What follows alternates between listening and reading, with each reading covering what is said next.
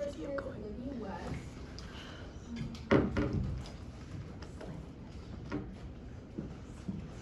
You look so cute. I'll see you later.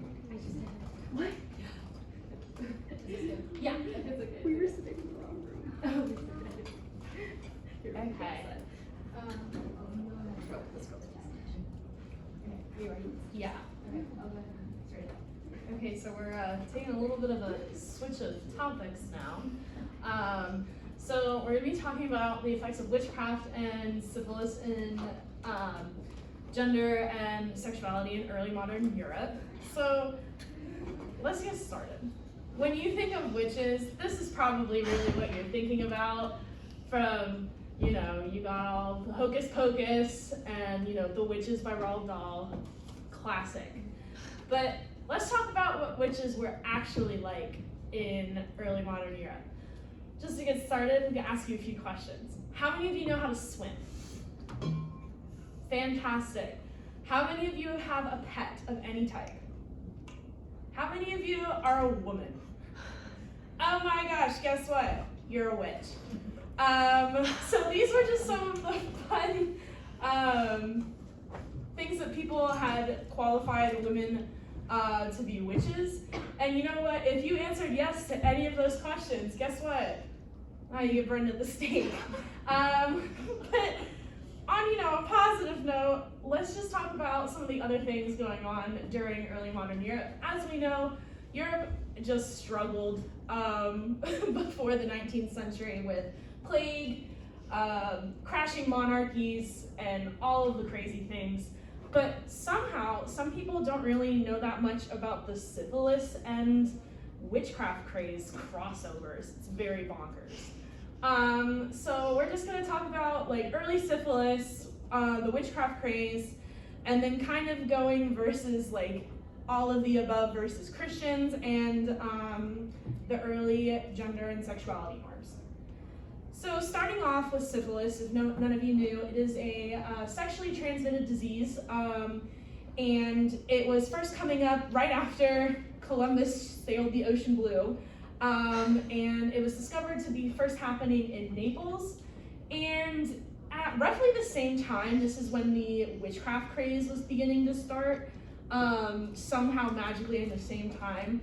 And it spreads through direct contact, they have I think it's cankers. Yeah, they're just open sores, they're gnarly, they're not good. All of the symptoms of syphilis are just terrible. But let's talk more about that because there's just so many things going on with syphilis.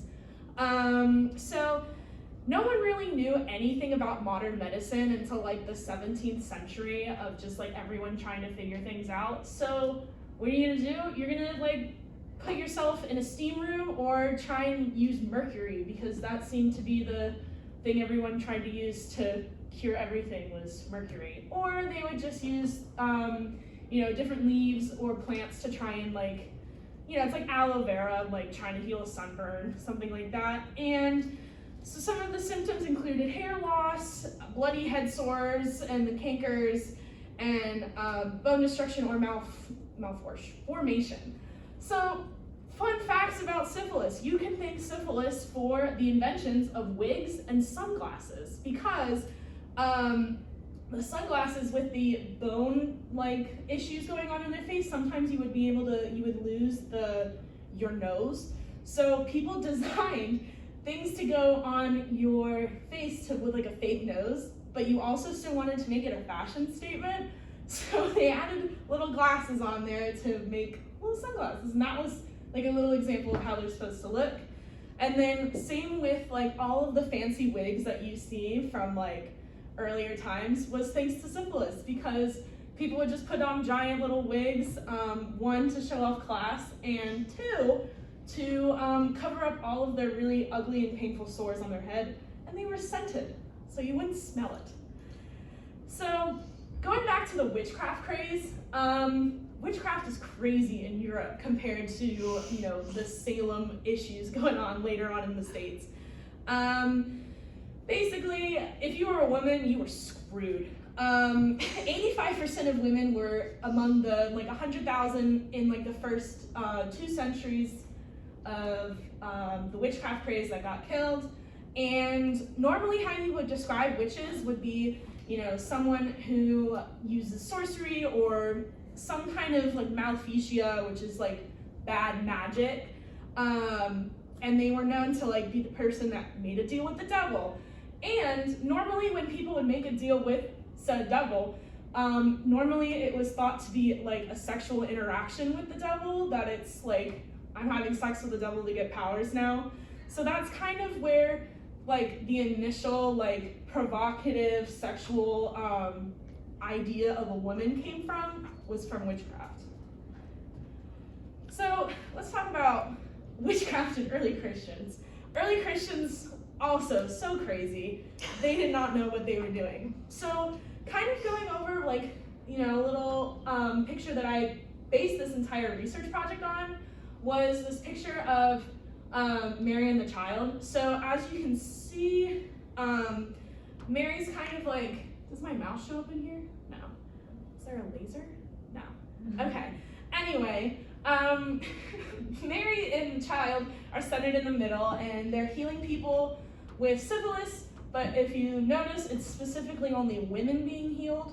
And on the other side is King Maximilian I, as they're accepting a crown from the Virgin Mary. And this is kind of coming into place because King Maximilian kind of started the stuff with the Edict of Worms, which was kind of like, they blamed everything on syphilis and women. And you know, it's everything going against like, you know, Martin Luther, all that stuff coming out, and definitely, like, this was the radical view of things going on.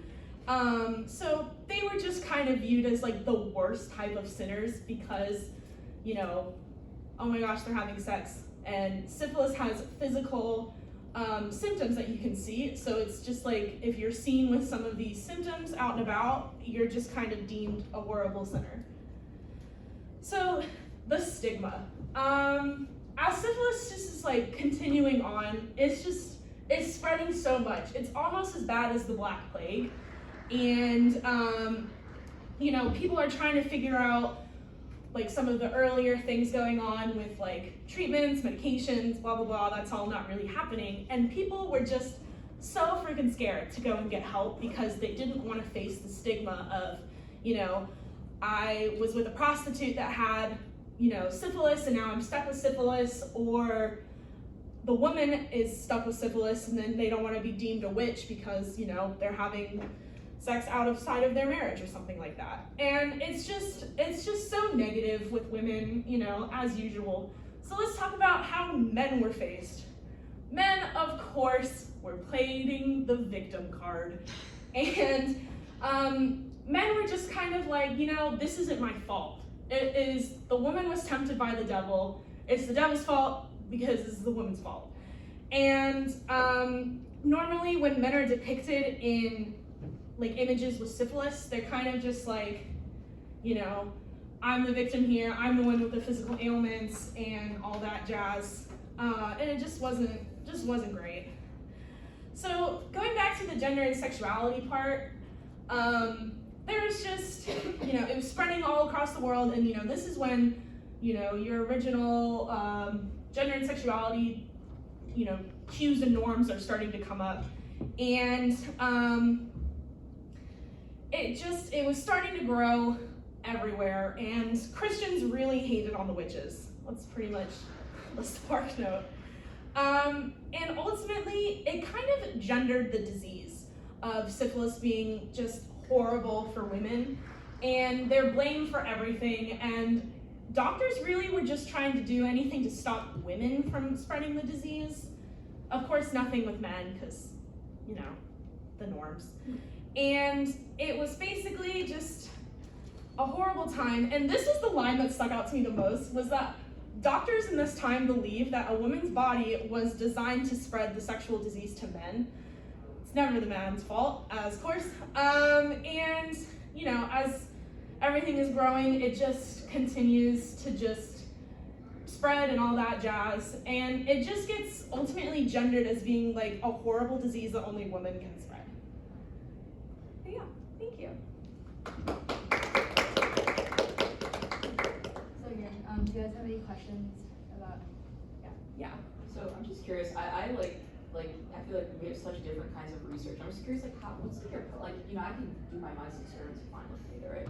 Yeah. What's your process for actually like getting is it like stereotypically with a book and like flipping through things, or like do you have how do you like come up with a question? Like what's the process? Okay, so this is actually a really funny process to me. So it was this picture that actually inspired my entire research project. Okay. It was for a class I took of early modern Europe and history, but it was the same professor that I took supernatural Europe with, and I learned a whole bunch about witchcraft and such. And so when I was just Googling all of this research, I was like, syphilis, what's going on? What else is going on during this era? And I was like, freaking witchcraft craze is going on, so let's see if there's anything about that. And JSTOR was my best friend of finding all of this stuff, so yeah. Yeah. So I was wondering, do you know how this idea of witchcraft and supposed sorcery was I don't know, I guess transformed into the popular media, popular culture, with Roald Dahl and yeah. Halloween and stuff like that. Yeah. So especially with some of the earlier, let me go back to it, pictures. So it was really funny. The Roald Dahl picture is actually what people thought witches were in the 14th and 15th century. They were old hags that were just vixens. They just lived their life to the fullest. And honestly, some of the images, with their hats and stuff, are portrayed in some of the early images just because, that was their uniform of worshiping the devil and such like that. And kind of in modern times of witches kind of, where'd it go? There we go. Being uber sexualized, especially with Ursula, or even the Scarlet Witch, it's sexualized. Which is definitely coming from the basis of the idea of, women that are sexually active or, that act provocatively are just deemed witches or promiscuous or something like that. So, yeah.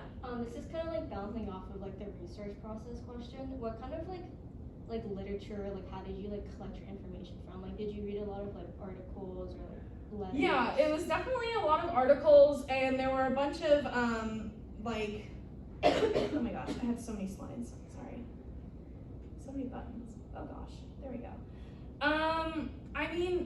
It was just a lot of health books, going over some of the treatments and then kind of exploring from there. And I think the one that I used the most was probably the Burqa one. That one was really helpful of just going over all of the jazz. And most of the inquiries were just kind of self-evident. Terms were used, used. That's pretty much the research process. Yeah. So when was syphilis kind of dissociated or from women? It never really stopped. There's a whole bunch of advertisements and stuff coming out in the 1900s when it was spreading in France, and in the United States actually, that it's promiscuous women depicted stop the spread or don't have sex and stuff that is still continued. That was continued in ads still, in other European countries and in the States of just trying to prevent. I think it was also really popular in World War II era as well. Yeah. Just curious, do you happen to know if the long witch nose and having warts all over you and stuff is at all related to syphilis? The warts yes, are, because okay. they're supposed to be representations of the ulcers and the cankers and all that stuff. But long nose, I'm not 100% sure. Okay. For some reason, some people compared it to the plague doctor nose, a lot of that, you know, but that was like the warts are definitely from the syphilis stuff, but I did find the nose being the plague doctor thing kind of funny. Any other questions? Alright, thank you so much. Yeah, so those were all our presentations, and we actually are ahead of schedule. But yeah, do you guys have any questions about like the rest of the symposium or anything like that?